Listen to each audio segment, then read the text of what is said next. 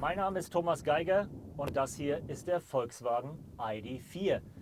4 Wochen vor der digitalen Weltpremiere und 3 Monate vor der Markteinführung Ende des Jahres sind wir hier in Eralessin auf dem ansonsten streng abgeregelten Testgelände von Volkswagen, um eine erste Ausfahrt zu machen mit dem elektrischen Hoffnungsträger. Ja, der Leuchtturm der Elektromobilität bei VW ist der ID.3, den wir vor ein paar Wochen vorgestellt haben. Aber wenn es ums Volumen geht, dann geht es um den ID.4. Dieses Auto soll weltweit die Mobilitätswende einläuten und hat als erstes elektrisches SUV von Volkswagen eine sehr viel größere Marktbedeutung.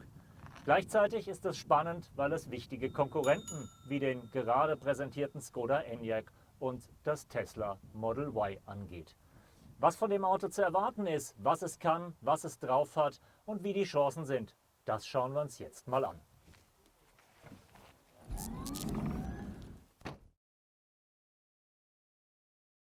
Der ID.4 sieht nicht nur aus wie ein SUV, sondern der kann auch ein bisschen Gelände. Wir sind hier in Eralessin auf der sogenannten Rallye-Strecke unterwegs, dort wo VW seine WRC-Autos entwickelt und abstimmt. Und selbst ohne Allradantrieb, der kommt später, macht der ID.4 hier eine ganz ordentliche Figur. Ich würde damit jetzt nicht durch die Wüste fahren, aber ein paar Feldwege sind kein Problem und natürlich ist der Elektroantrieb auch so untergebracht, dass Wasserdurchfahrten funktionieren würden. Im Augenblick fahren wir mit einem 150 kW Motor an der Hinterachse, macht nach alter Währung 204 PS. Damit ist man in 8,5 Sekunden von 0 auf 100. Topspeed elektronisch begrenzt auf 160 km/h. Nächstes Jahr gibt es tatsächlich eine Allradvariante, dann kommt noch ein 75 kW Motor an die Vorderachse, Systemleistung dann 225 kW, gute 300 PS und eben Allradantrieb. Und dann sind es auch nicht 160 km/h Topspeed, sondern 180. Es gibt den ID.4 mit vorläufig 2 Batterien, 52 Kilowattstunden oder 77 Kilowattstunden, Reichweite zwischen 350 und knapp 520 Kilometer im WLTP-Zyklus. Geladen wird mit 100 Kilowatt oder 125 Kilowatt. Das bedeutet von 5 auf 80%, im besten Fall in weniger als einer Dreiviertelstunde.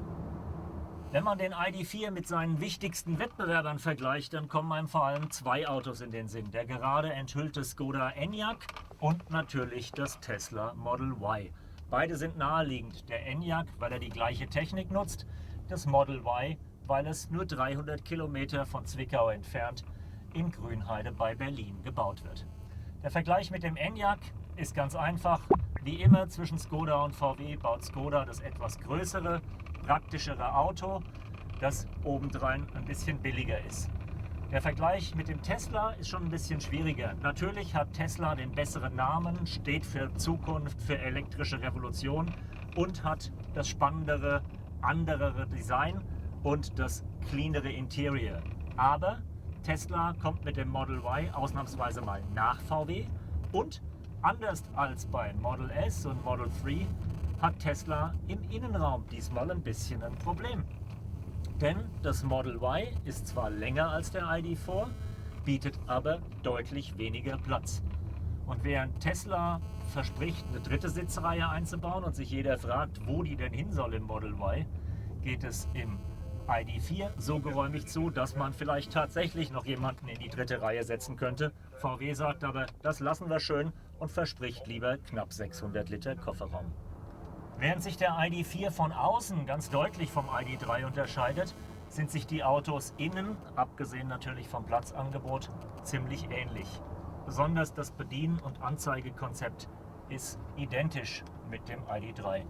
Das Ambientelicht, das mit mir kommuniziert, der große Touchscreen in der Mitte, der ganz kleine Bildschirm hinter dem Lenkrad und der ungewöhnliche Gang- bzw. Getriebewahlhebel, den wir irgendwie auch vom BMW i3 kennen. Es gibt allerdings einen deutlichen Unterschied zwischen ID.3 und ID.4 Innenraum.